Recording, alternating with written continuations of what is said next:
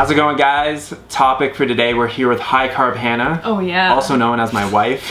Why would you introduce me like that? Because it's always funny when we watch Like, Jake Mace. Oh yeah. Like he always introduces himself. Hey guys, it's Jake Mace. Vegan athlete. Even on his Instagram stories, like, hey guys, it's Jake Mace. I think it's even like, on his we voicemail, know. he's like, hey guys, it's Jake Mace, vegan athlete. Check out my YouTube channel. Leave a message. I don't even check these. Just text me. I gotta go buy. Anyways, so what we wanted to talk about today is how minimalism really allowed us to create the life that we have. So it's kind of like one of these tools in our toolbox, I guess you could say, that really helped us get to a point where we're financially independent, we're completely debt-free, we own everything that we own. We own everything. We own everything that a lot of people don't own everything that they own. They're true. like, they have a house, but they only have paid $1,000 on it. They're like, well, I have a $500,000 house. But you don't own it. The bank owns it. We own everything that we own. Yeah. We're proud. Yeah. We're proud of that. Shh. Yeah, we are.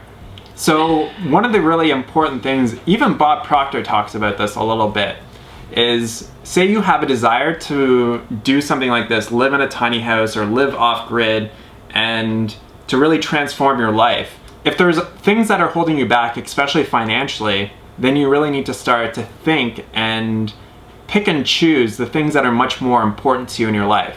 Say you have a habit of going out and buying clothes every single weekend just because that's something that you do, but clothes are not necessarily something that you value a tremendous amount, then maybe that is a habit that you want to kind of examine and see whether or not it's really beneficial to your life and it's adding a lot of value to your life. Yeah.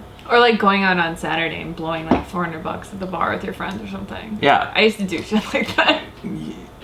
Going to bars and nightclubs is expensive. It gets expensive over time. I used to spend like at least $500 like every weekend. I don't know why. That's a lot of money to spend in one weekend. But like, start to examine the places where you're spending your money and see whether or not they add a lot of value to your life. Because it's something that we might just be doing habitually over and over and over again and not really giving it a lot of thought. So if you have a desire, like say maybe you want to start your own business, which I think is a great, it's a great goal to have because it can create a sustainable source of income that is entirely reliant upon you and it's not reliant upon somebody else. So say you had that desire, it's like, I want to start my own business or I want to start my own social media presence. If you're working 40, 50 hours a week at your job, it's going to be quite difficult in order for you to make that transition. But I did that, and well, you don't work full time, but okay. But you weren't really working full time, even though she was paid I had one of those jobs where it was like, all right, you work on your own, like you're a sales rep, like I was a sales rep, so I could just be like, oh yeah, I worked, you know, I did all this stuff today, but nobody really knew what I was doing. Yeah. But I mean, it was a full-time job. I just didn't work at it full-time. You did. Say you're working 40, 50 hours, and you could reduce your weekly hours to say 30 hours a week and still be able to make ends meet with paying all of your bills, putting food on the table. Say you could do that, and you had those extra 10 to 20 hours per week to focus on something that you're passionate about, like, wouldn't that be a great thing? Because if you're spending all that time working at a job that you're not necessarily too excited about, and you want to start your own business or whatever, then you need to be able to devote some time to starting your own business. So that's where simplifying and minimizing your life really comes into play. So you might have to give up on some of the things that you really absolutely love, like maybe going on some really nice vacations every single year. Or maybe it's buying the latest trending clothing and shit like that. Or like the newest phone or the newest like Apple Watch or like driving a Mercedes. Like that was one of the things that I did that was just totally unnecessary. So we might have some of these habits that, you know, we're spending a lot of money at and they're not really adding a tremendous amount of value to our life. And maybe if we start to think differently about it or tweak that habit in a different way, that could allow more money to stay in our life. We can start saving more money, and also therefore we can maybe even start working less hours at our job so that we can focus on stuff that we're passionate about. So that's really kind of like what we did, is over the last probably 4 or 5 years, it was it was hard for me to work 40 hours in a week because I still wanted to work on other stuff that I was interested in. So I've been working on YouTube for like the last 5 years. But we've really only been making money like the last 2. Yeah, we've really only been making a substantial income from YouTube over the last 2 years. But even while we were getting our business started, we're both still working. Well, you're working full time, but kind of maybe 30 hours a week? Maybe. Maybe. And I was working at a grocery store, and then I worked at a juice company, and I was still only working probably 4, maybe 5 days a week. Like 5 days, not very often, but typically 4 days. So that allowed me to have a lot of time to work on our books when we were first kind of getting them going, and to focus a lot of time on our business in order to get it to a point where we could actually financially sustain ourselves. Do you have anything else you want to say? I mean, I think the biggest thing for us, like at least the biggest turning point for me was when we decided to move. So like when we sold my house and we sold my car and we sold everything that we had, because a lot of times people think, you know, like, oh, if you have a house and you have like a car, you're like successful or whatever. And I mean, not a nice house, but I had a house and I had a Mercedes that my work was paying for. But like when it was all said and done, like I had zero money. I had no money whatsoever in my bank. Like I actually had to pay $6,000 to sell my car because it wasn't worth as much as it was when I like it wasn't worth as much as it was when I went to sell it as like it was how much you owed on the car. Yeah. So when we moved to Tucson, it was really like, I felt like then we were really minimalist because we didn't have a car. We lived in like the cheapest apartment you could possibly find. We rode our bikes everywhere. And we really just wanted to save up a lot of money because our goal at that time was to move to Hawaii. So that's what we wanted to do. And we're like, oh, let's save up like a ton of money so that it'll be a really easy transition and move and stuff like that. But I feel like that was just a really good time for us to like go through, because especially I feel like if you want to have your own business and you want to do something that you're passionate about, you're gonna have to make sacrifices, honestly. Like it doesn't make any sense to me now to buy something that I can't buy with cash. Maybe for some people, like it would make sense to buy a house as an investment and use like, some people actually use, you know, like the market, or they use the banks to get themselves ahead or to start their own businesses and stuff like that.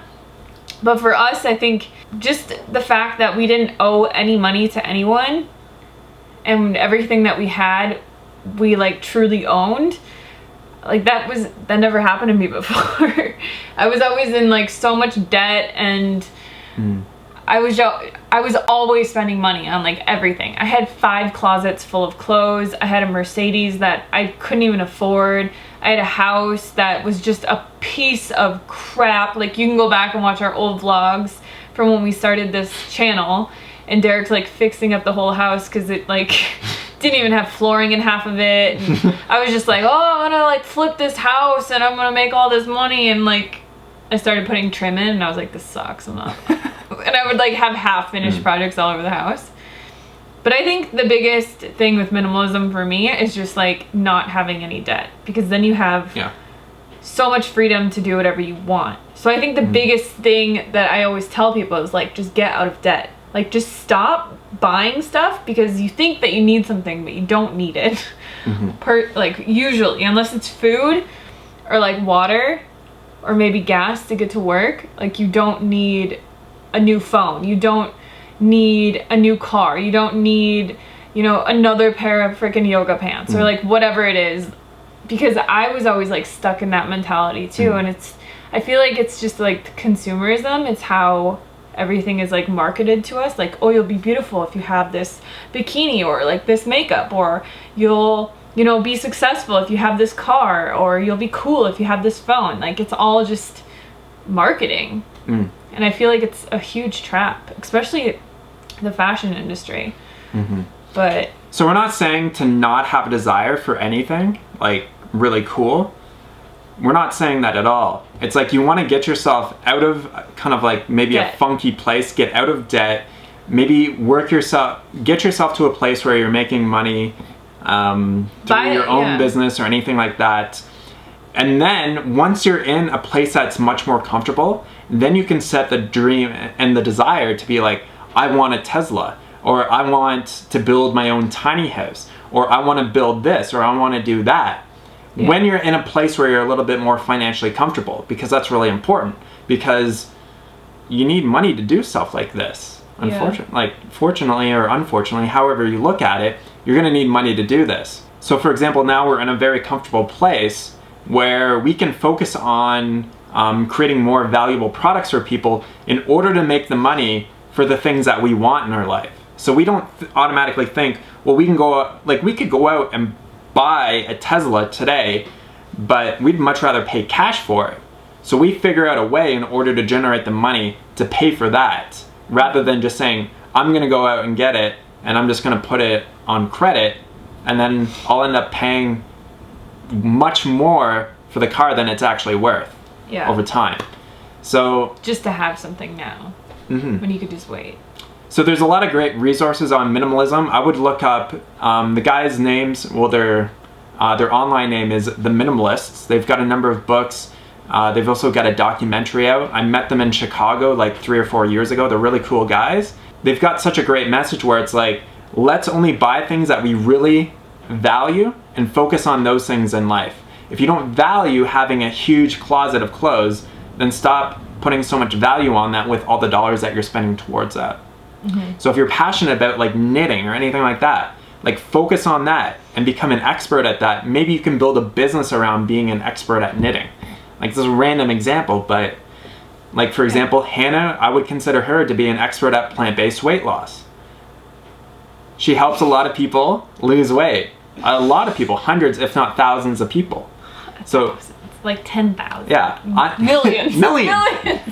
I'm really interested in like do-it-yourself, homestead, off-grid type stuff. So I'm really developing my skills in order to deliver more value to you guys. And then I will be compensated for that eventually in the form of money. Yeah. But the thing is, so what you want to think about is start evaluating all the different parts that you're spending your money in. And just start thinking, do I actually really need that? Does that add a lot of value to my life? Yeah. And just kind of start from that place, and then start dreaming, build the image of the life that you want, and start thinking about how you can get there and not thinking about how you can't. It's really important. Cool, guys. Awesome. Thanks so much for watching. We'll have some more construction projects coming up this week for sure, and we'll catch you on the next video. Talk to you soon. Peace.